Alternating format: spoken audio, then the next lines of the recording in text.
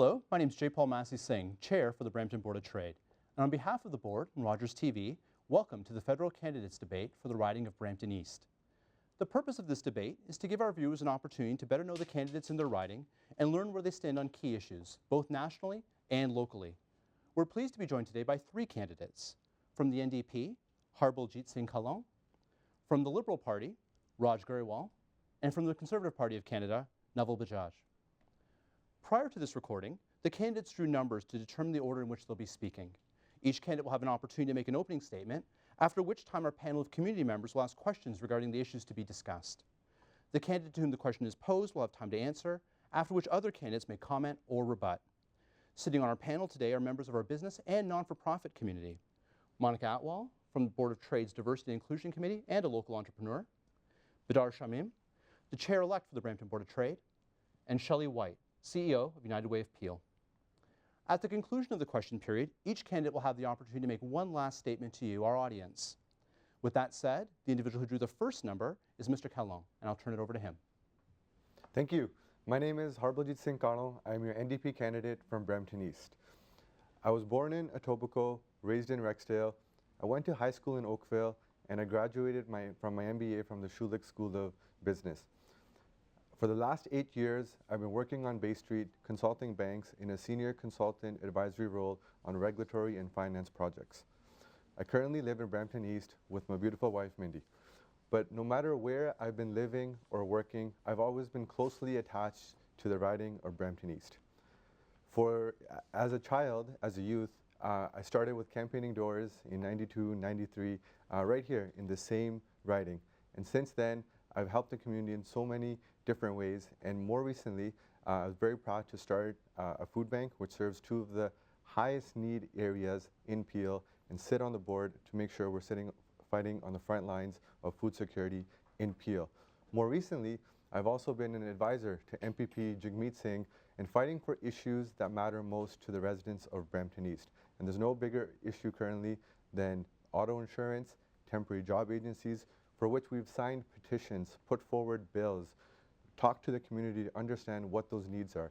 And with this experience, I would like to be your MP in Ottawa and be a voice and take this experience and champion issues that are affecting us today at a federal level, which is making sure that we got good quality jobs in manufacturing, supporting our small businesses, building infrastructure, making sure that we have adequate, cheap, good quality daycare in Brampton, as well as making sure that we have a strategy for youth unemployment, making sure that our kids have jobs, and lastly, making sure that our seniors retire with dignity and rolling back the age from 67 to 65. So I look forward for your support in the upcoming federal election.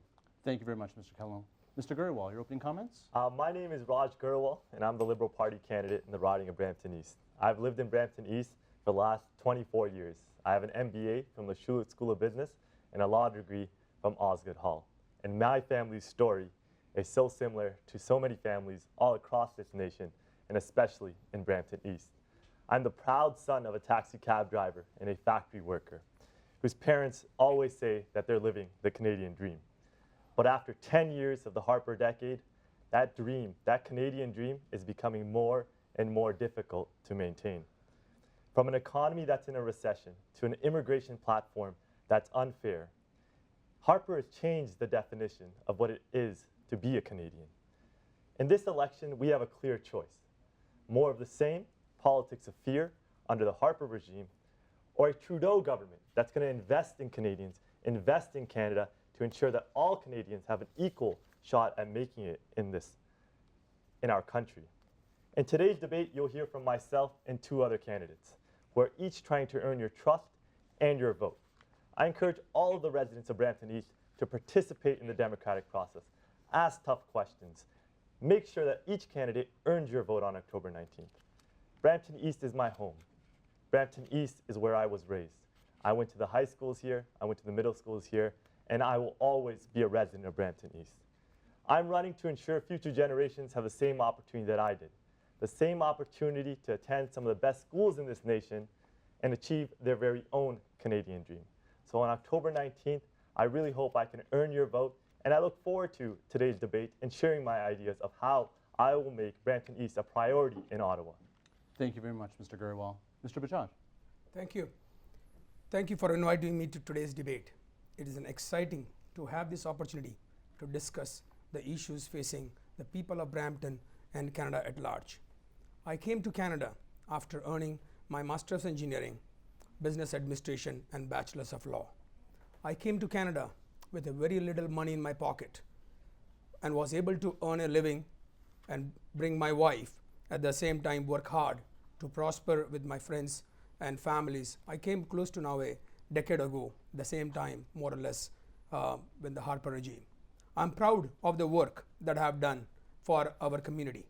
For the last few years, I'm associated with the Lions Club. I was the past president of the Indo-Canada Chamber of Commerce. I was involved with Panorama India. I was involved with Rana Canada, the director of the Canada-India Friendship Group. At the same time, also have closely worked with many non-profit organizations. I was also recognized as the top 25 immigrants by the RBC in 2014. I want to be your voice for the Brampton East because I have an experience as a professional, as a small business owner, as a taxpayer, and a community activist. Thank you again for this opportunity, and I welcome your questions. Thank you very much to each of you. We'd now like to turn it over to our panel for some questions for our candidates. Ms. Atwal, I understand you're leading us off. Why not? This question I would like to direct to Mr. Bajaj with regards to job creation. Youth unemployment in Peel is currently at 19%, and based on recent research, the blacks, it's 29%, above the national average. How will your party address this issue of opportunities for the people in our community in Brampton more so? What role will incentives for business play with your party strategy? Is there a particular candidate you'd like to direct your question to? Mr. Bajaj. Oh, I'm sorry, you did say that. My apologies. Thank you for the question. A great question. Our party, our government has been focused on building on the economy by lowering the taxes, balanced budget, putting the money in the more and more money into the infrastructure, and at the same time giving the money back to the families directly into their pockets. In the last 10 years, our government has worked on creating close to 1.2 million jobs, more than 1.2 million jobs, and these are mostly the jobs which are on the highly paid sectors. So continuing with the same efforts with the focus on lowering the taxes, giving the tax breaks to small businesses. Our government has a track record. We had reduced the tax from 14 to 11%, and now moving forward, going to move it to reduce from 11 to 9%. The same thing with lowering the taxes on the corporates, which is going to allow to expansion on the business, create more jobs, and keep on working on creating more and more jobs. As I said, that we created during the tough economy, during the fragile economy, which Canada is not immune to, and which the entire world went through the tough time. Still, Canada was able to create 1.3 million jobs. Mr. Grewal, you wanted to weigh in? So the question had to deal with youth unemployment. So most importantly, we got to look at the facts. Today, Canada is in a recession, and youth unemployment is at 13.1%. In the Harper decade, nothing's been done to target it. So what a Trudeau government's going to do is invest $1.3 billion, which is 13 times more than the NDP, in a youth employment strategy, which is going to create up to 40,000 new jobs for young Canadians. And it's a $300 million investment into youth unemployment strategy across the board. We're going to increase Canada's summer jobs program by 35,000 jobs each year. And more importantly, we're going to work with the private sector to encourage them to hire young Canadians. Specifically, we're going to pay 25% of the wages for any corporation that hires co-op students, up to $5,000 for each small business. And we're going to invest $40 million to ensure that co-op students in science and technology have places in the private sector. Because when you go door to door in Brampton East, a lot of parents are worried about the future of their children. And they're paying all this money to go to school, and they're worried about their job prospects. And the Liberal Party is the only party that has a plan to ensure that young Canadians have an opportunity to succeed in our economy. Thank you, Mr. Grewal. Mr. Kahlon, can you speak to the question and specifically some of the local challenges and opportunities that are here in Brampton? Definitely. I mean, speaking of local challenges, I would love to address the fact that the NDP has a plan to create 40,000 youth employment jobs with federal agencies. And this is especially important locally because the fact that Brampton East is located very near to Lester B. Pearson, which is the largest airport in all of Canada. So what this is going to allow us to do is to make sure that there's a huge chunk of youth, of new grads from schools that have an opportunity to get a big chunk of those 40,000 jobs. So when the Liberals and the Conservatives announce plans, they just announce things that don't have a concrete plan, and they try to aim for big numbers and kind of outspend, by running deficits. But the NDP is the party that wants to make sure that we have a balanced budget, we live within our means, and we create jobs that are actually attainable locally at a very local level. Thank you. Mr. Grewal, you wanted to respond? It's actually a very concrete plan. Just like I mentioned before, we're investing $1.3 billion to ensuring young Canadians have an opportunity. How are we going to invest that money? I'd be happy to discuss it. We're going to ensure that 25% of all co-ops that are hired in Canada, that bill is going to be paid by the Canadian government. Let's encourage the private sector to hire young Canadians. The biggest obstacle to finding a job upon graduation is experience. The Liberal Party is going to create an environment for the private sector to hire young Canadians, and that's exactly what's going to happen in Brampton. And more importantly, we got to, Liberal Party is the only party that's being honest with Canadians. Yes, we are going to run 3 modest deficits to invest in Canada, to invest in Canadians. The NDP keeps on saying that they're going to balance the budget, but their budget is based on a $67 per barrel of oil. Oil closed at $46 yesterday. That's almost $21 discrepancy. It's going to cost billions of dollars in lost revenues. So the NDP cannot promise billions of dollars in new spendings and commit to balancing a budget without cutting services. Thank you, so the thank you, only Mr. thing Grewal. I Mr. have, Kahlon? Yeah. So the numbers that the NDP has put forward, and we're the only party that has put forward a fully costed plan before the leaders' debate. So we have a fully costed plan. It's out. The numbers are based on the Department of Finance and federal government numbers. So these numbers are much better than no numbers that my Liberal colleagues had not even put forward. And the plan with the NDP is to make sure that we are on track we hit a balanced budget, and we make sure that the surplus is going to pay for the plans that we have to employ our youth. Running deficits, the Conservatives have done it for 6 consecutive terms. It has not worked. It has brought us into this recession. So the NDP plan is fully costed, and I'm happy to share those numbers with anybody. Thank you. Mr. Bajaj, and then back to you, Mr. Grewal. Mr. Bajaj, in the initial question, there was a component around youth employment specifically. Can you comment? See, just on that comment, a few things. One is that, as I mentioned, that our government created 1.3 million jobs.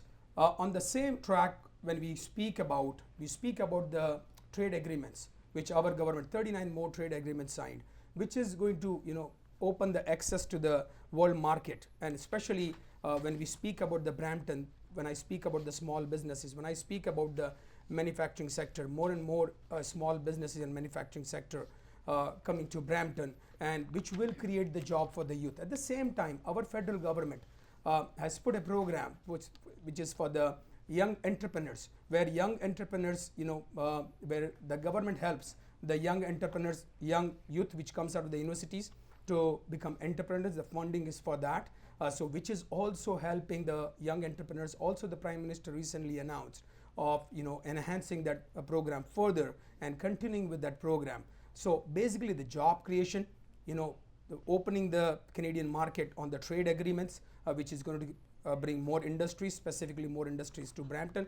And I have a proven track record where I. Thank you, Mr. Bajaj. That's your time. We're going to let Mr. Grewal in. You can come back to you. The price of oil is $46 yesterday, and the NDP's assumption for revenue is at $67 in the first year, $72 in the second year, and $78 in the third year. They cannot balance the budget. They will be running massive deficits, and they're not being honest with Canadians.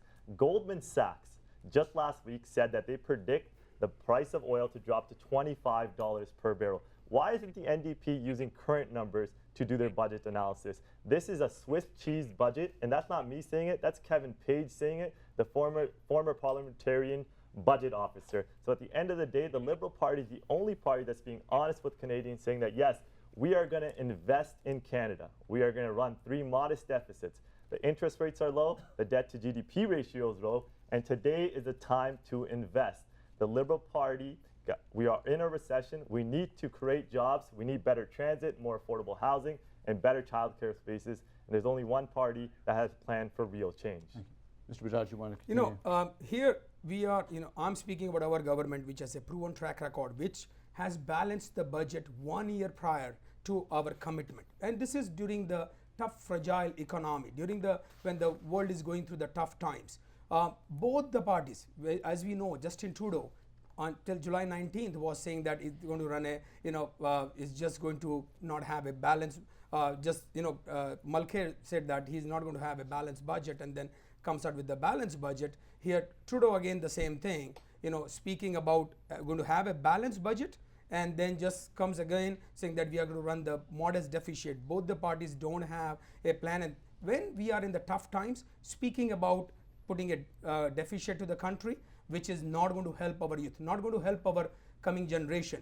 For our youth, for our coming generation, it's very important to have a balanced budget, to keep the taxes low, to invest in the infrastructure, which we have a track record that we invested in the infrastructure.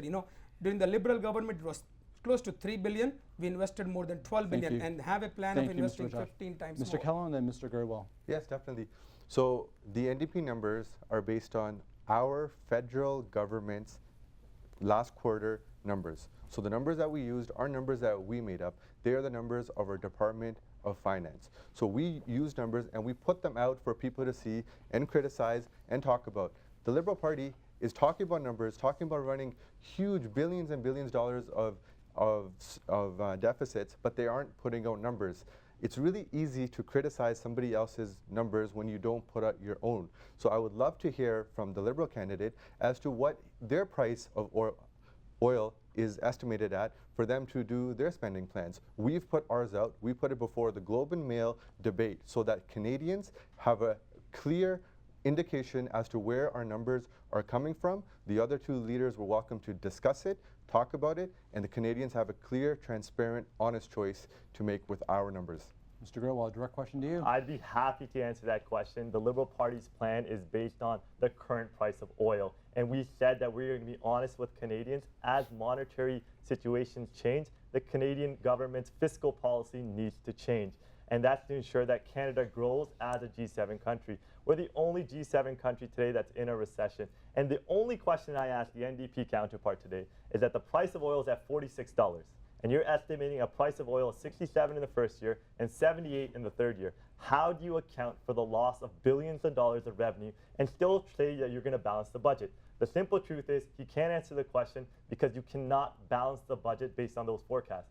I used to be a financial analyst for a Fortune 500 company. I used to manage a $50 million budget, an ad revenue. If I made assumptions like the NDP's making assumptions, I would be fired.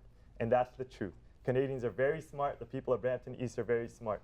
The Liberal Party's plan is fully costed, and that's why we're being honest. We're going to run 3 modest deficits, and we will return to a surplus in 2019. If economic situations change, we will let you know. Thank you. We want to get a few more questions for our candidates. I trust some of these issues will emerge again. Mr. Shamim, what would you like to ask our candidates? Thank you, Jaipal. So let's stick with that government spending topic for a little bit. It emerged again. With the region of Peel being one of Ontario's primary transportation hubs or freight moving hubs, it's estimated that roughly $1.8 billion worth of goods move across our region. It's also understood that goods movement related businesses in Peel contribute roughly $49 billion a year to Ontario's GDP. Congestion on our roads is a major problem. Starting with Mr. Kahlon, if your government was to be elected, how would you help alleviate that congestion problem that's leading to roughly $6 billion worth of productivity loss every year? Excellent question. This is an issue that I'm hearing about regularly at the doors. Many of my constituents are taxi drivers, truck drivers. Myself, when I commute from Gore to the Malton GO station, I get stuck in huge traffic congestion, and it adds huge times to our daily commute. The NDP listened to municipal leaders, mayors around the country, when they said that they need predictable, long-term funding. That's what the cities asked for. They've been asking for this for years. Liberal and conservative governments have not listened. So the NDP plan, after working with the cities, we announced that we're going to invest $1.3 billion annually for 20 years to cities so that they can get going with the projects that they need to reduce gridlock, reduce traffic, invest in public transit, and this is a fully costed plan that the NDP has put forward at the Federation of Municipal Mayors meeting. And you know, the Vancouver mayor, he actually quoted saying that the NDP plan, Mayor Robertson from Vancouver, he said that the NDP plan sets a precedent for other parties as to how cities can do their infrastructure spending. Thank you. Mr. Grewal? The fact of the matter is, I've been living in Brampton East for the last 24 years, and we need to get people moving again. It's affecting our economy, and a lot of our constituents are truck drivers and taxi drivers, and they're wasting too much time in traffic. The Liberal Party has announced an historical infrastructure investment that's been endorsed not only by the Mayor of Toronto, John Tory, but our local mayor, Linda Jeffries. And the reason being is that the Liberal Party knows that we got to invest in transit, we got to invest in infrastructure, and the time to do it is now. We have a low interest rate, we have a declining debt to GDP ratio. So what is that going to mean for people of Brampton East? I've been taking that GO train for the last several years as I work downtown. And I know the frustration that if somebody's going up Goreway trying to get the train in Malton and the CN train comes by, that you miss your train and your entire day is thrown off. That's a local issue. And you only know about that issue if you've lived here for the last 24 years and you're in it with the community. And I'm going to ensure that if I'm your MP, we're going to get that bridge built finally. And we're going to ensure that the people of Brampton East are spending less time in congestion and more time at home with their families. We're going to invest up to $6 billion a year in public infrastructure, specifically in transit, to ensure that we get people moving. It helps the economy, jobs are created, and to ensure that all Canadians are getting to and back from work in a reasonable time and not what's happening currently. Thank you, Mr. Grewal. Mr. Bajaj, how do we address these issues around transit and economic activity? First of all, thanks for that great question. As all of you know that I worked on the trade file, the most experience when it comes to working on the trade file. I was the president for the Indo-Canada Chamber of Commerce. I worked very closely also in the times with the Brampton Board of Trade, and I understand this issue when it comes to the congestion and how it affects the trade. But at the same time, we have a proven track record that the Conservative government has invested the highest investment in the infrastructure. We speak, from my colleague on the Liberal about the infrastructure, but Liberals are good in making the promises, but not good in delivering the promises. Conservative has a track record. We invested, 3 times more on the infrastructure than any of the Liberal government, and the new plan, which is 15 times more on the infrastructure spending than any of the Liberal government has done. Our government came out with the permanent gas tax, which is given back to the municipalities, and so far has already given close to $13 billion back. And it started with $1 billion every year, then was increased to $2 billion, close to $22 billion. So some conversation there around the amount that's been spent. Has Peel Region, has Brampton gotten their fair share of that spend, Mr. Grewal? I don't think so. I think that it goes down to adequate representation to ensure that a member of parliament is your voice in Ottawa and not Harper's voice in your constituency. And that's the problem with the Harper decade in government. Mr. Bajaj keeps on saying that they have a proven track record. The only thing proven about the Harper Conservatives is that their economic plan is not working. We're the only G7 country in a recession. The time for change is now. And the Liberal Party is the only party being honest with Canadians about our economic plan and how we're going to get people more jobs, more social housing, more affordable childcare, better transit. And the NDP, because they're committed to a balanced budget, they cannot pay for their promises. So they're either going to cut back on services, just like the Conservatives are, or they're going to run massive deficits, which they're not being honest about. Justin Trudeau has been honest with Canadians, and I think that's a really important thing. And more importantly, when it comes to Brampton East, I keep on saying that I've been living here for the last 24 years. It means a lot to me. Brampton East is my home. And for all of us, when it comes to our home, we will do whatever we can to fight for it. And I will be a progressive, loud voice in Ottawa to ensure that Brampton East gets its fair share of those federal infrastructure funds announced by Justin Trudeau. Thank you. Mr. Bajaj?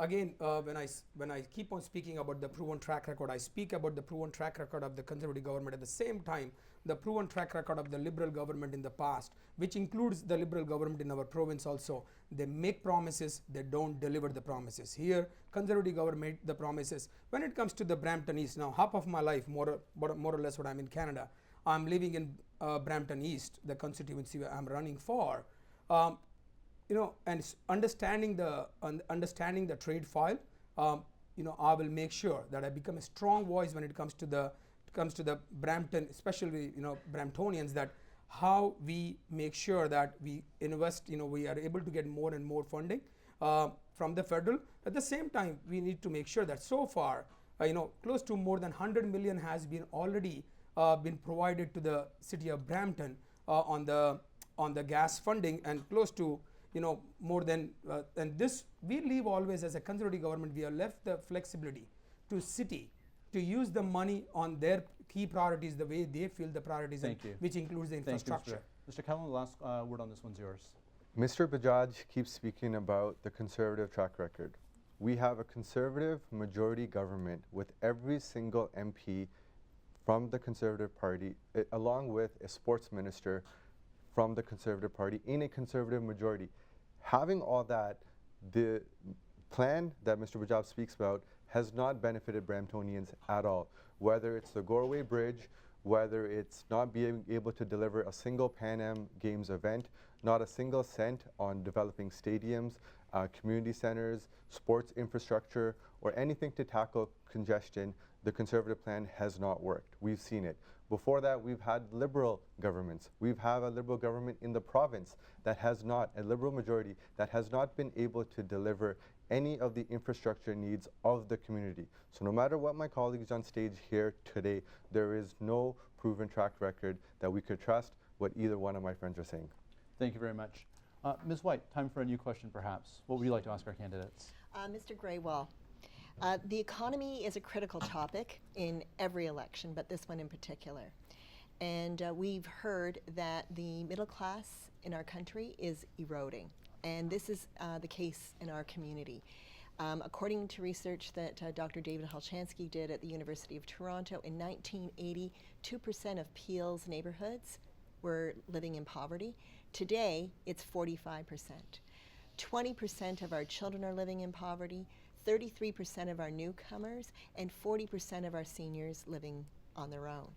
The National Council on Welfare determined that it is costing Canadian taxpayers $24 billion a year because of the poverty rates in our community.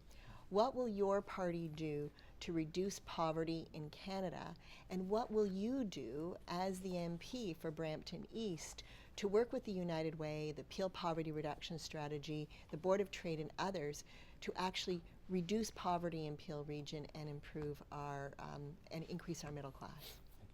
Thank you so much for your question. First and foremost, the Liberal Party has announced that we're going to give the middle class a tax break. And the way we're going to give them a tax break, fully costed I might add, is to raise the taxes on the top 1% of Canadians, shifting $3 billion into the middle class. 8 million Canadians are going to get a tax break because of the Liberal Party plan, and we're the only party that's willing to raise taxes on the richest Canadians to pay for a tax break for 90% of hardworking families that deserve it. For example, if you, each couple will get almost $1,400 back in income tax. Moving right along to our child care benefit. The other two parties are giving child care checks to millionaires. The Conservative government announced Christmas in July, and they had this huge campaign saying that we're giving out all these child care checks. Two problems. The first problem is that that check also goes to millionaires that don't need it. And the NDP supports that plan, which is really beyond comprehension. Secondly, you have to pay tax on that check in April.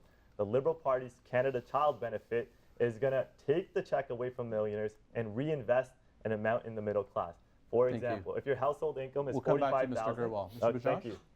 Okay, when we speak about our government, we have tried to make sure that we are putting back the direct money into the family's pocket. The lowest taxes in the last 40 years. We promised a GST cut from 7% to 5%. That's a 2% additional money back to the pocket to the families. When it comes to my colleague Gibson speaking about the child care benefit, which is very surprising, that is a support to the families, an additional $2,000 support to the families, and I get surprised how they oppose that. When Canadians got that extra money, when the family got the extra money. We speak about our party is the only party which keeps on saying that during this tough economic times, when we are focused on putting back money to the families, we don't want to increase the taxes on any level. We want to keep on giving, in fact, the tax breaks to the small businesses, to the corporate sector, so that more jobs can be created, more people can be getting more and more families can be getting more money. Thank So you, that's Mr. the Bajaj. only party having that Mr. Kahlon? platform. Yes, I mean, I would like to bring it back to Shelley's question, and her question was around poverty and how we're going to help eliminate poverty. Both of my colleagues on stage here didn't answer the question, rather used it to talk about their party lines. The fact of the matter is, the situation of the poverty in PL today is as a direct result of Liberal Party cuts to provincial transfers during Paul Martin's time, and then Stephen Harper continuing down the same path for those cuts. Whether it's affordable housing, whether it's food security, which I've been working on the front lines of two of the largest food banks in PL to making sure that we're tackling issues on the ground. And when you look at these issues from the ground up, these issues revolve around not having your foreign credentials recognized, making sure that people that come to Canada have a plan to integrate. There's a strategy for food security and there's a strategy for affordable housing. And the NDP has a fully costed plan to make strategic investments in all of those sectors. Mr. Grewal? The Liberal Party's Canada Child Benefit is going to lift 315,000 children out of poverty, and that's going to directly impact that 20% child poverty rate in the region of Peel. So at the end of the day, the party with the only plan that can actually be honest with Canadians is the Liberal Party of Canada. Like my colleague from the NDP is saying, is that his plan, he keeps on saying that his plan is fully costed. But again, I ask him one question. How do you reconcile the price of oil? 46 is what closed at yesterday, and you're assuming 67 all the way to 78. So you cannot balance the budget and make your promises.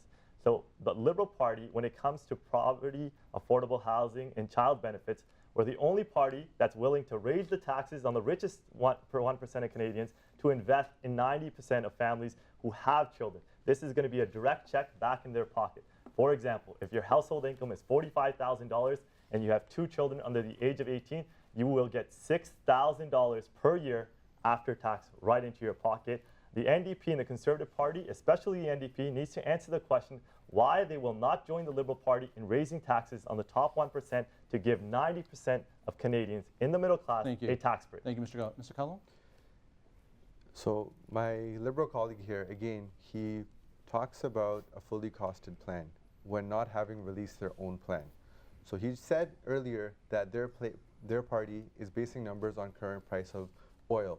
Nowhere in writing has this plan been put out. It's easy for him to make this claim here, but that plan is not put out. So before my colleague criticizes other parties' plans, they need to put out a fully costed plan for themselves. Lastly, daycare, in addition to auto insurance, is the most expensive. Families are paying $16,000 a year for a daycare. A woman's salary, 36% goes to daycare in Ontario, where it's only 4% in Quebec, where they have a provincial daycare program. The NDP is committed to helping fight poverty through making sure that we have affordable, good quality daycare spots in Brampton, which would directly help families in Peel. Mr. Bajaj, what other elements are there to your poverty strategy? So when we speak about the poverty and the affordable housing, our government will spend $2.3 billion per year for the next 4 years to help the Canadians, on the affordable housing. The same thing under the Economic Action Plan 2013 also provided $119 million per year for the 5 years when it comes to the homeless, have working on the poverty line. The second thing, when we speak about there is an element when we speak about the seniors and the families, that our government has worked on the income splitting, which includes the pension splitting also, which has been which helped to take more than 380,000 seniors from the tax rolls. Also, $2,000 more additional money when it comes to the senior. When it comes to the GIS, also came out with at least 20,000 per single, which is close to $40,000 for the couple before the taxes. And when it comes to putting the money back into the families, and especially for the child, the enhanced child care benefit and all the other low taxes and the income splitting and lowering the taxes helps the family Mr. Bajaj. to make a decision which Thank they you, can Mr. do what Bajaj. they want. I'd like to open it up to a few more topics just to make sure our viewers get the opportunity to hear where you stand on other issues as well. Ms. Atwell? This question will be for Mr. Kahlon. 40% of new jobs created in the past 10 years came from small businesses. And as an owner myself of several small businesses in Brampton and a resident of Brampton East, I would like to know what role can the federal government play in helping small businesses grow, and what initiative do you see as priorities locally for job creations? Thank you for that question. I'm so glad that you asked this. This has been a long-standing NDP commitment. Whether you look back to Jack Layton's previous elections, we've always been a champion for small businesses. What we've said repeatedly is that the small business tax needs to be reduced by 20% from 11 to 9, so that the savings that small business owners in Brampton have, they could go on and invest that in the business, growing the business, buying more materials for the business, hiring more people. That's a direct savings that will go into the pockets of small business owners and making sure that they benefit from that. In addition to that, the NDP infrastructure plan, which would allow cities to get moving, and that is the other type of support that small businesses need. So when the city, when people are moving, when cars are moving, when transit is moving, it allows small businesses an environment to flourish. And when they flourish, our economy flourishes. And it's very important that we put this emphasis on small businesses because they are the creators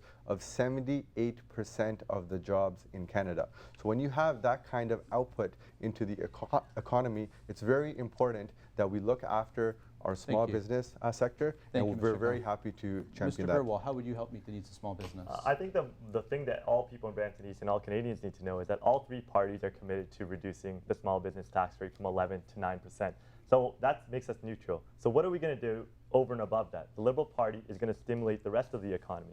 Well, the only party that said that we're going to willing to invest in Canada and invest in Canadians.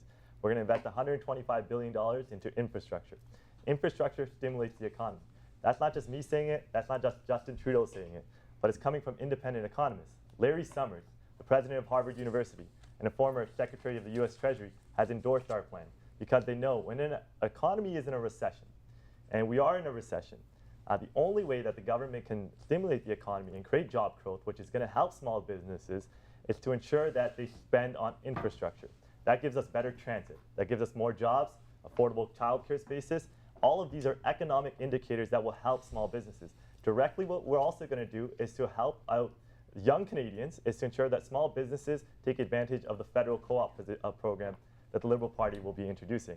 We'll be picking up the tab for $5,000 of their summer salary for all co-op students that are hired with small businesses. That's going to give small businesses the help they need, and our young Canadians an opportunity. Mr. Bajaj. Just to both my colleagues that, you know what, it is just to remind that our government was the government which reduced the small business taxes from 14 to 11%, and now promising from reducing from 11 to 9%. It's our government which signed 33 free trade agreements with throughout the world. We all know that, and you know, I'm a part of it because I led the trade delegations. I have worked with the small businesses. I have brought the investment to Canada. You know, I took the small businesses to to India. I brought the small businesses from India to Canada, specifically to Brampton, and that's where we are able to speak that, you know, the low taxes.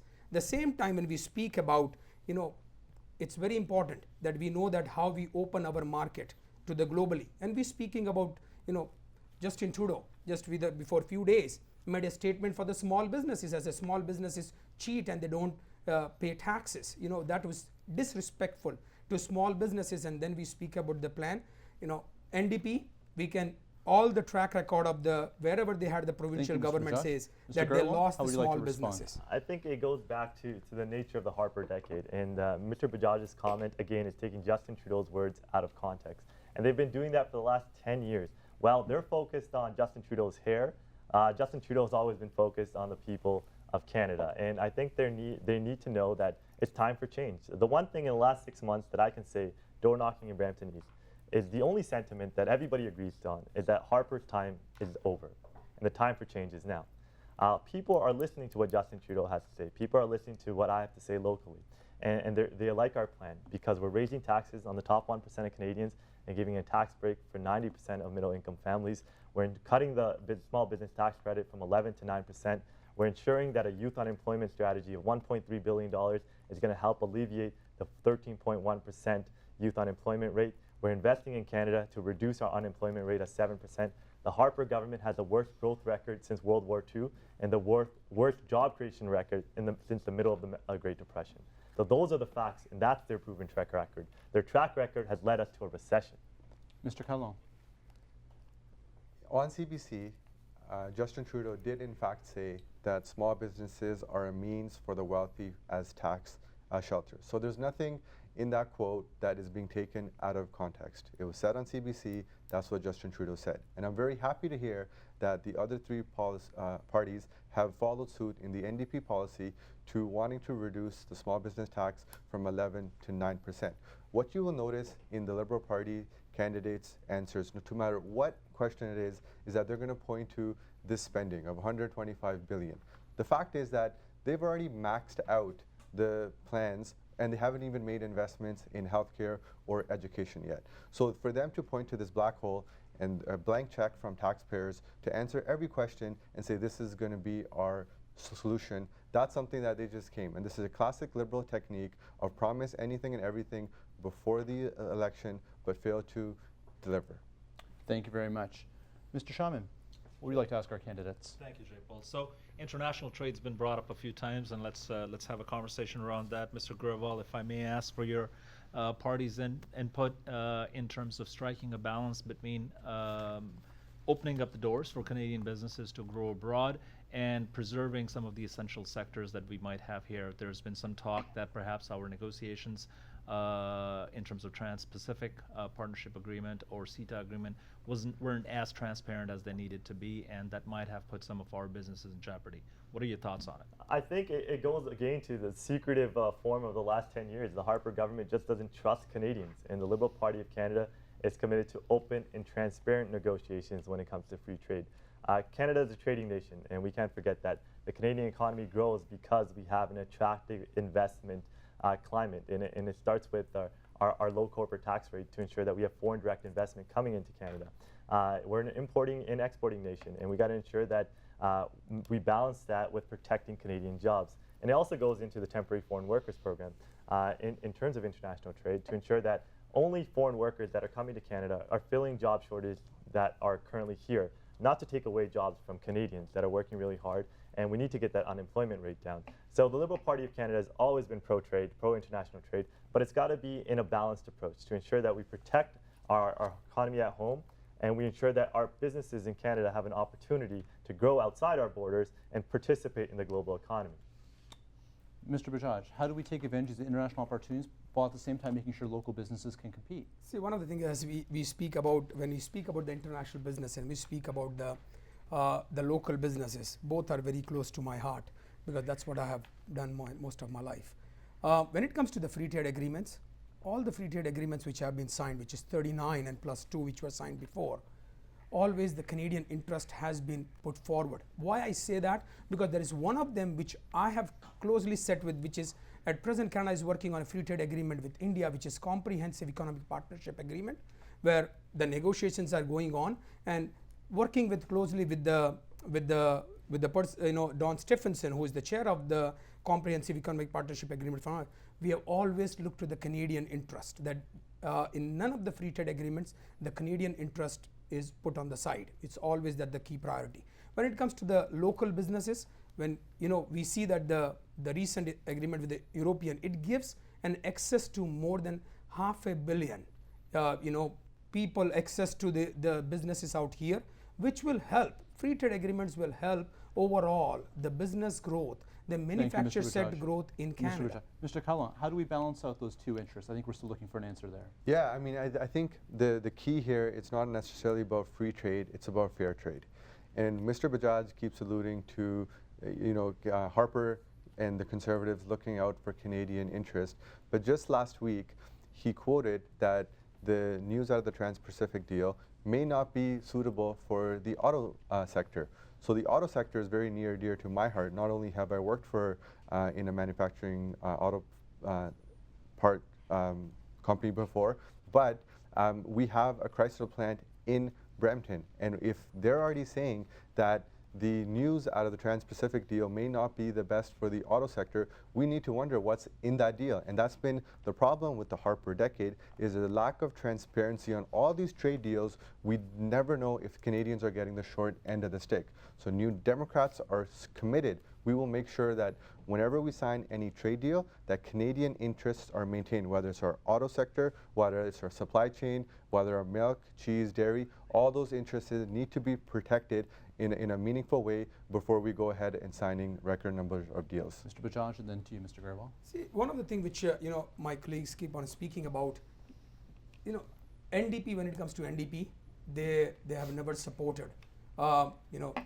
They always go, they don't support the free trade agreements. When it comes to the Liberal government, we have seen that they only have done 3 trade agreements, and that's the reason. Some of the things which we see today when it comes to the manufacturing sector, we know that we have to be open to the global world, so that when I take the trade missions and when I have led the trade missions, the small businesses join, the business which they get when they go globally is what they bring back, which increases the manufacture sector, which increases the overall the manufacturing out here. So we need to keep on working on those. I remember when we had the free trade agreement, and how does it open Canada overall when we speak about the NAFTA and where our economy went. So it's very important that for the small businesses, for the manufacturing sector to grow, we have to have access open to throughout globally. Thank you, Mr. Bajaj. Mr. Grewal, how do we help Canadian businesses compete in this new world? Now, I think it's a balanced approach. One is to ensure that your government's on your side and being open and transparent about the processes. And the Harper government hasn't been that. It's been a one-man show, and it's always been Harper's voice in your local constituency and not how democracy is supposed to work, which is your local voice in Ottawa. When it comes to free trade agreements, we got to recognize the fact is that exporting industries pay 50% higher than non-exporting industries. And that's why we need to invest in these industries to ensure that we partner with other nations to achieve economies of scale, but at the same time, we got to protect what's important to Canadians, such as the auto manufacturing plant and Chrysler, to ensure that we have a government, a federal government, that can partner with the premiers in the municipalities. The biggest thing in the last 10 years is that the Harper government has not met with the premiers, or the cities for that matter. And Justin Trudeau has said, first 6 months when he's Prime Minister, he will set that meeting. And together, all the premiers will work on a solution to ensure that we have free and balanced trade, to ensure that Canadians' economy succeeds. And please remember that the NDP, is remarkable that they're promoting free trade today, but they've never supported these deals in the past. Thank you, Mr. Grewal. Mr. Kahlon, last word's yours. I think Mr. Grewal needs to check his facts just one more time, because the NDP has signed and openly agreed with the South Korean Free Trade Agreement, and there's many other deals that we have supported in the past, and we've said as long as we have the details of the deal in front of us, and we will make sure that Canadian industries, whether it's auto, whether it's supply chain, that their interests are maintained, and we will be happy to support. But we need to know the details of these trades. If you look at the record of Liberals and Conservatives signing free trade deals, you'll be very interested to see that we've always got the short end of the stick when we sign free trade deals with Liberals and Conservative governments. Thank you very much. Ms. White, what would you like to ask of our candidates? Mr. Bajaj, I think you would agree with me that access to safe, affordable, warm housing is absolutely vital to all Canadians. And yet there has been for decades a severe shortage of affordable housing in Peel Region. We have one of the longest waiting lists for affordable housing in Ontario. Do you know that last year our place Peel, the only youth homeless shelter, had to turn away 450 youth because they did not have enough spaces? What will your party do to work with Peel to help increase residents' access and Canadians' access to affordable housing in Canada? And if you could, Mr. Bajaj, I think on this particular question, our viewers would love to hear very much a local perspective. So if you could. No, thank you. When we speak about the affordable housing, as I mentioned, that our government will spend $2.3 billion per year for the next 4 years. Now, as a as the member of parliament from from the Brampton East, I will make sure that Brampton, specifically in Peel, gets the fair share of it, so that we can make sure that we have proper affordable housing. We investing in those as a part of also our affordable housing, as well as the same time part of our infrastructure spending, so that we keep on getting our fair share. Mr. Grewal? The fact that 400 some odd kids in the Peel region don't have access to a home is just simply unacceptable, and the Harper Conservatives have failed on affordable housing, and that is clear from the current statistics. The Liberal Party has been honest about their plan. We're going to invest $6 billion directly into social infrastructure. A big portion of that is going into affordable housing, and that money is going to trickle down to the Peel region, because you're going to send adequate representation there, and your member of parliament is going to raise their voice because they've lived amongst Brampton East for the last 24 years, and that matters. It matters that we're in it together, and we're going to ensure that affordable housing, because a lot of this is a money issue, and the federal government is not partnering with the premiers and the local cities, and that's why Linda Jeffries has endorsed our plan. She understands that the federal government needs to do its part too, to invest the money to ensure that we have an efficient, affordable housing strategy that helps Canadians and targets Canadians, and a federal government that's willing to work with their local partners. And we're the only party that's being honest. Again, the NDP colleague likes to talk about their fully costed plan, but they can't answer the simple question. Their whole plan, and I've read their plan, and I encourage him to read the Liberal Party's plan as well, is that they're at the top line revenue. Their whole thing falls apart. Thank you, Mr. Kahlon. The question is affordable housing. Yeah, I mean, I would love to read the Liberal plan if they put it out. So when it's out, I will definitely read the plan. On affordable housing, and again, it goes back to my experience on working with food banks in Peel and seeing this on the front lines. Affordable housing, the lack of that leads to the increased use of food banks and the increased use of other social services that puts a weight on the entire budget of cities and municipalities. What we're committed to on affordable housing locally, we've said that we will immediately act on an affordable housing resolution, and that will ensure that adequate, safe, affordable homes becomes a right for Canadians. We have seen a 9-year backlog and wait times in getting affordable housing, and the reason for that is because of the Liberal legacy of downloading these costs to provinces and cities. So now when the Liberal Party again talks about this magical infrastructure fund that's going to pay for everything, the reason they have to do this now is because it was their party that originally downloaded these cuts onto provinces, and that is why we're in the situation that we're in now. Harper simply just continued the Liberal plan. We keep on hearing from my colleague about the Liberal plan. We all have seen in the past track record. Liberal speaks about the plans, makes the promises, don't deliver. There's the same thing. Justin Trudeau till the 19th of July was speaking about the balanced budget, and now comes about the modest deficit. So basically, don't have any plan. When we speak about here, the plan is already laid, and the plan is that we are going to spend $2.3 billion. We are speaking about specifically about this affordable housing. And as a resident of Brampton East and as a member of Parliament of Brampton East in the future when I get elected, my whole job will be to make sure that we get a fair share for Brampton, for our constituency, so that people are able to. Mr. Grewal, how will you be working with local stakeholders? At the end of the day, you got to bring everybody to the table, and the Harper government hasn't been able to do that in the last 10 years. And my NDP colleague wants to know where the Liberal plan is. It's at www.liberal.ca, and he can look it up. He can look it up anytime he wants. Let me finish, Harbaljit. Don't be rude. Mr. Kahlon, please. And more importantly, we set a number. We said $6 billion is what we're going to do to invest in affordable housing. The problem with the NDP's plan is that they cannot pay for their plan if they're committed to a balanced budget. I come back to the same question, and I don't mean to be rude. I just want them to answer it. How are they going to pay for their spending promises when they're balanced? They're assuming revenue at $46 per price per barrel of oil when the current price is. Thank you, Mr. Grewal. Mr. Kahlon. So the NDP plan, once again, I've said this I think 4 or 5 times, is that it's taking the numbers of the Department of Finance. We are taking the government's numbers and we're predicting based on government. So we're not making up these. We've taken what the government has been working with. And the issue around affordable housing, that's a crucial issue in Peel because, like I said, it puts a strain on the Peel region's budget, on the city's budget, on the provinces, because of the liberal cuts that they did when they had a majority government. They downloaded these very costs that he's talking about now fixing. It was their prime minister who they brought to Brampton East in a rally and parading him around like a trophy because they were somehow proud of the cuts that he made, which is impacting everything in Brampton today. Thank you very much, Mr. Kahlon. Time certainly flies when we're having such a spirited conversation, but this does bring the debate portion of our conversation to an end. We'd now like to move to closing statements. Mr. Bajaj, that's leaving to you. Once again, I would like to thank the organizers of today's debate. Under Stephen Harper's leadership, we had a stable economy in the tough global times.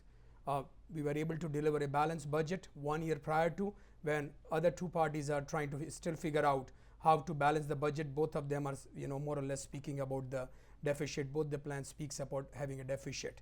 We can't have a deficit when we are running, in the tough times in the global, when the economy is fragile globally. I have a proven track record of working with all the three levels of government. I have been a professional, a small business owner, a community activist, and a taxpayer. I have earned a master's degree in engineering, business administration, and bachelor's in law. My wife and Rashi and I live in Brampton from last 5 years. I'm asking your support on the October 19th to continue to stand up for the families, the safe communities, and a strong economy. The one key point I want to make is when you speak about the safe communities, Liberal wants to legalize the marijuana, and at the same time, NDP wants to make it easier for the drug injection sites. So it's very important for the safe communities. Thank you, Mr. Bajaj. Not to have Thank those. you. Mr. Grewal, your final thoughts. When people ask me about Brampton East, the first thing that comes to my mind is that this is my home. This is my community, and this is my family. I went to middle school here. I went to high school here. I played hockey on its streets, and I played soccer in its parks. Brampton East raised me. It gave me an opportunity to attend some of the best schools in this nation, getting my MBA from the Schulich School of Business and my law degree from Osgoode Hall Law School. And I'm running to be your next member of parliament because I want to ensure that the future of Brampton East is bright, that all future generations have the same opportunity that I did, opportunity to attend those schools and achieve their very own Canadian dream. On October 19th, vote for a candidate that's Brampton raised and Brampton proud. Vote for Raj Grewal. Thank you, Mr. Grewal. And Mr. Kahlon, your final thoughts. Thank you. Thank you for the viewers for your time. I am running for your NDP candidate in Brampton East, and I want to take my years and years of experience of working in this community on issues that matter to people the most, whether it was auto insurance, whether it was temporary job agencies, or whether it was working with nonprofit sectors in the food bank as a board of director to help make sure that issues that affect day-to-day lives and day-to-day Bramptonians are dealt with and fixed. We have seen the last 10 years of the Harper decade of the politics of fear and division. We've seen the Liberal Party unable to stand up to Stephen Harper and often vote with him. This is a new opportunity for Canadians, for Brampton East, to make history by electing the first NDP government and delivering a change that is much needed in our community and in our country. Thank you very much, Mr. Kahlon. And this brings our debate to a close. I'd like to thank all the candidates for their participation and our panelists, as well as you, our viewers, for joining us. On behalf of the Brampton Board of Trade, Rogers Television, we hope that you found the discussion to be enlightening and, most importantly, want to urge you to vote. Finally, please turn to Rogers TV, cable channel 10 on election night for full coverage, including local results. It all begins at 9 p.m., October 19th, election night. Thank you very much for joining us.